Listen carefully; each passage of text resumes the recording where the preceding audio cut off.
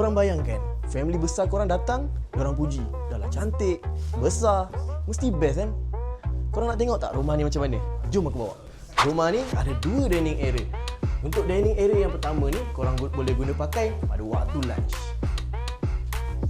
Okey, ini adalah dining yang kedua. Dining area yang kedua ni korang boleh guna pakai waktu dinner. Sebab apa? Sebab lampu dia main peranan untuk waktu dinner korang. Kalau korang ada saudara mara perempuan yang ramai yang suka tunjuk hebat dekat dapur, siapa lagi sedap, korang boleh letak diorang kat sini, lawan masak siapa yang lagi sedap. Tapi kejap, aku pelik betul. Kenapa toilet dia besar gila? Ini untuk manusia ke? Untuk gajah ni?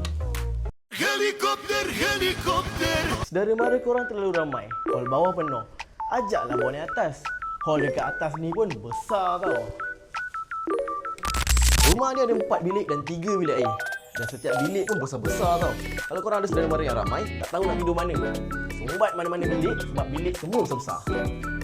Ini adalah bilik. Korang tahu tak, setiap bilik ada bilik air. Best tak?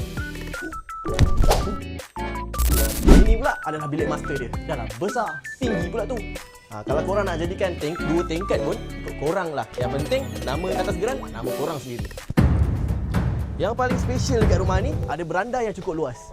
Korang nak lepak, ambil mood petang ke, malam ke, tengok bulan ke, korang boleh lepak dekat sini. Tapi dekat sini. Jangan tengok bangla tu pula. Bangla tu sini. So sekarang, korang nak tak Emri bantu korang untuk dapatkan rumah idaman Raya tahun 2026? Kalau korang nak Emri bantu, korang tunggu apa lagi? Nak info tentang hartanah? Boleh pilih Emri Kamal, pakar hartanah anda.